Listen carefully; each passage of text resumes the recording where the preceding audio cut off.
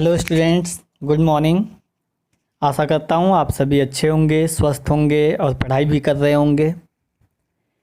आज हम लोग 9th क्लास के सिविक्स का chapter 2 what is democracy and Y democracy पढ़ने वाले हैं। आज हम लोग सिर्फ एक रफ़ इंट्रोडक्शन लेंगे इस चैप्टर का और आशा करता हूँ आप इसको बेहतर तरीके से समझने के लिए एक बेसिक कॉन्सेप्ट बना पाएंगे इस वीडियो को देखने के बाद। तो पूरी तरह से ध्यान से इस पूरे वीडियो को देखें। What is democracy, Y democracy, दोनों में आप जैसा कि देख पा रहे हैं कि क्वेश्चन मार्क लगा हुआ है कि डेमोक्रेसी क्या है और डेमोक्रेसी क्यों ज़रूरत है। तो डेमोक्रेसी कोई नया वर्ड नहीं है, आप पहले से इससे परिचित होंगे। आपने क्लास 6, 7 और 8 में भी इसके बारे में पढ़ा होगा। तो यहाँ हम लोग थोड़े से डीप में इसकी चर्चा करेंगे और समझने का प्रयास करेंगे। साथ ही मैं आपको ये भी बता दूं कि क्लास 9th और क्लास 10th दोनों क्लास में आपको सिविक्स में सिर्फ और सिर्फ डेमोक्रेसी के बारे में ही पढ़ना है। इसके जो डिफरेंट एस्पेक्ट्स हैं उसी की चर्चा की गई है। तो यह बेहद ज़रूरी है कि आप अभी ये जो कि सेकेंड चैप्टर है इसको बहुत ध्यान से समझें, तभी आपको आगे के सारे चैप्टर समझ में आएंगे। एक बात और बता दूं कि स्टार्टिंग जो चैप्टर 2 से हो रहा है इसका वजह ये है कि चैप्टर 1 आपके सिलेबस से रिमूव कर दिया गया है, उसे आपको नहीं पढ़ना है। वैसे आप अपने नॉलेज के लिए उस चैप्टर को देख सकते हैं, खास करके उसमें जो दिया गया मैप है उस मैप को देख लीजिए कि दुनिया में कब और किस किस समय में लोकतंत्र कहाँ पे आया, कहाँ से फिर चला गया, फिर आया। इस वजह से आपको उस मैप को देख लेना यूजफुल होगा। आइए चर्चा की शुरुआत करते हैं। What is democracy. तो first of all very simple शब्दों में अगर हम समझने की कोशिश करें तो डेमोक्रेसी एक आइडिया है, एक आइडियोलॉजी है, एक सोचने का ढंग है, सोचने का तरीका है। सपोज करिए कि आज घर में क्या खाना बनना है, तो आपने कहा कि मम्मा मुझे भिंडी की सब्ज़ी और रोटी चाहिए। आपकी सिस्टर ने कहा कि मम्मा मुझे गोभी की सब्ज़ी और रोटी चाहिए। पापा ने कहा कि नहीं कुछ नहीं, आज घर में बैगन की सब्ज़ी बनेगी। और फाइनली बात पापा की मान ली गई और घर में बैगन की सब्ज़ी बन गई। इसका मतलब है कि पापा की बात ही घर में मानी जाती है और डिसीजन जो लिया गया एक ही आदमी के द्वारा लिया गया। दो बच्चे भाई बहन दोनों ने जो रिक्वेस्ट किया उसको नहीं एक्सेप्ट किया गया। इसका मतलब है कि यह जो तरीका है, आपके पापा के सोचने का जो तरीका है वो डेमोक्रेटिक नहीं है, नॉन डेमोक्रेटिक तरीका है। तो फिर इसके रिवर्स, इसके विपरीत डेमोक्रेसी क्या होता अगर मिल बैठ कर के विचार करते, पापा भी और दोनों बच्चे भी मिल करके ये डिसाइड करते, सभी अपना अपना प्रपोजल रखते कि मेरा मन आज ये खाने का कर रहा है, मेरा मन ये कर रहा है, और फाइनली जो डिसीजन लिया जाता वो सभी की सहमति से लिया जाता। यानी पापा और बच्चे मिल करके ये फैसला करते कि आज घर में कौन सी सब्ज़ी बनेगी। अगर मिल करके फैसला करते हैं कि कौन सी सब्ज़ी बनेगी और फिर वही बनता है तो इसका मतलब है कि वो फैमिली डेमोक्रेटिक है और सभी की सोचने का जो ढंग है वो डेमोक्रेटिक है। तो इस उदाहरण से आपके समझ में आना चाहिए कि डेमोक्रेसी एक आइडियोलॉजी है, एक सोचने का ढंग है जिसमें मिलजुल कर के डिसीजन लेने का प्रयास किया जाता है। अब इसी बात को हम एक पूरे देश के आयाम पर में देखते हैं कि पूरे कंट्री में जो भी डिसीजन लिए जाएं, जो भी फैसले लिए जाएं, वो मिलजुल करके सभी लोगों की सहमति से लिया जाए तो वो देश डेमोक्रेटिक हो जाएगा, और जहां ऐसा नहीं होगा वो नॉन डेमोक्रेटिक कंट्री हो जाएगा। तो इस आधार से हम पूरे दुनिया के देशों को दो भागों में बांट सकते हैं। जहां पे मिलजुल करके सभी लोगों के सहयोग से फैसले लिए जाते हैं वो डेमोक्रेटिक कंट्री, और जहां इकलौता अकेले शासक कोई एक व्यक्ति या 2-4 व्यक्ति ही डिसीजन ले लेता है तो वो नॉन डेमोक्रेटिक कंट्री हो जाएगा। तो दुनिया में दो तरह की कंट्री हैं, democratic country and non democratic country. तो आपको ये बेसिक बात समझ में आ जानी चाहिए कि डेमोक्रेसी क्या है, कि decision making power should be in every citizen of the country.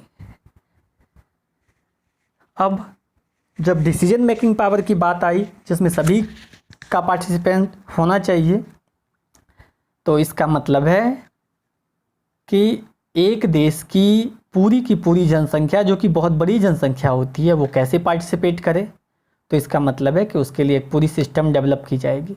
कोई डिसीजन लेने के लिए, अगर सपोज करिए इंडिया 130 करोड़ से अधिक की आबादी है, तो क्या 130 करोड़ लोगों को एक साथ बिठा करके ये फैसला लिया जाए कि पाकिस्तान के साथ किस तरह का व्यवहार किया जाए, चीन के साथ किस तरह का व्यवहार किया जाए?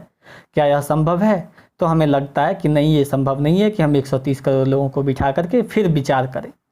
तो इसके लिए जो तरीके अपनाए गए हैं वो है कि हमने अपने लिए अपने रिप्रेजेंटेटिव्स का चुनाव किया हुआ है, और वो रिप्रेजेंटेटिव पार्लियामेंट में या स्टेट असेंबली में हमारे कम्युनिटी को रिप्रेजेंट करते हैं और वही हमारे लिए फैसले लेते हैं। तो ये जो प्रोसेस है रिप्रेजेंटेशन का, ये डेमोक्रेसी का पार्ट हुआ। इसका मतलब है कि डेमोक्रेसी को सही तरीके से किसी एक देश में चलाने के लिए हमें पब्लिक पार्टिसिपेंट्स को रिप्रेजेंटेशन के जरिए दिखाना होता है। इसका मतलब ये है कि एक दूसरा पक्ष निकल के आ रहा है कि डेमोक्रेसी एक, इसका मतलब हुआ कि डेमोक्रेसी एक गवर्निंग स्टाइल है, हाउ टू रूल, शासन कैसे किया जाए। इसके कई सारे तरीके हो सकते हैं। उन तरीकों में एक तरीका है डेमोक्रेसी।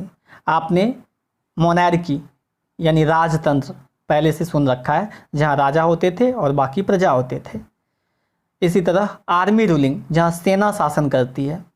ऐसे ही डिक्टेटरशिप, कोई एक राजा होता है, वो मनमानी करता है, वो जो डिसीजन देता है वही मानना होता है। तो ये सभी डेमोक्रेसी से अलग अलग तरह के शासन प्रणाली हैं कि किसी देश में शासन करने के कई तरीके हो सकते हैं। उन्हीं तरीकों में से एक तरीका होता है डेमोक्रेसी। तो इतनी बेसिक बात समझने के बाद हम थोड़ा और समझ लेते हैं कि वाई डेमोक्रेसी। वाई डेमोक्रेसी को समझने के लिए आपके चैप्टर की स्टार्टिंग 2 कहानियों से हुई है, उसको हम लोग आगे देखेंगे पहले, लेकिन हम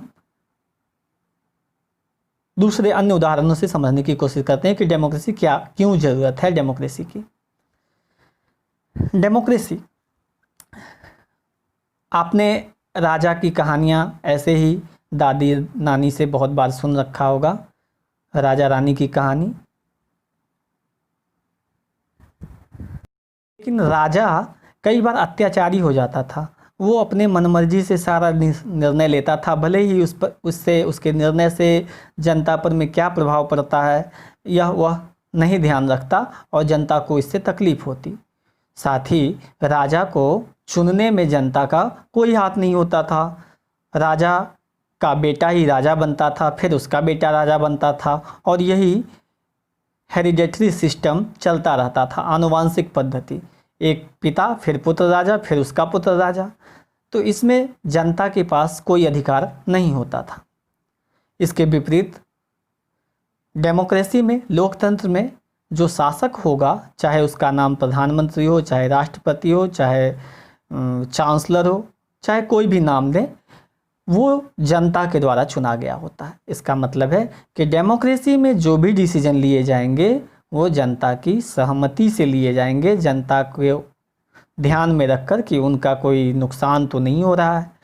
तो डेमोक्रेसी इसलिए ज़रूरी है क्योंकि डेमोक्रेसी में सभी जनता के हितों का, उनके इंटरेस्ट का ध्यान रखा जाता है। तो ये तो बहुत ही सहज शब्दों में हम डेमोक्रेसी को मोनार्की से अलग करके समझते हैं कि मोनार्की में राजा जब अत्याचारी हो जाएगा तो प्रजा के पास कोई अधिकार नहीं होता कि वो राजा को हटा सके, जबकि डेमोक्रेसी में जनता के पास बहुत सारे अधिकार दिए गए होते हैं।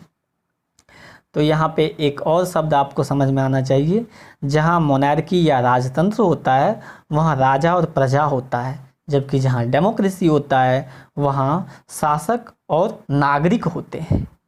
तो जब नागरिक कहलाने लग गए तो नागरिकों के पास अधिकार आ गए, लेकिन जब राजतंत्र में जब प्रजा कहलाती थी जनता, तो प्रजा के पास अधिकार नहीं होते थे।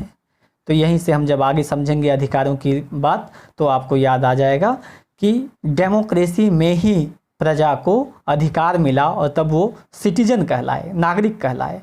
राजतंत्र में वो प्रजा या सब्जेक्ट कहलाते थे जिनके पास कोई राइट्स नहीं होता था। तो आज हम सिर्फ और सिर्फ इस बेसिक चर्चा के साथ ही इस वीडियो को समाप्त करते हैं। आशा है ये समझ में आया होगा। फिर अगले वीडियो में हम लोग आगे की टॉपिक को पढ़ेंगे। धन्यवाद।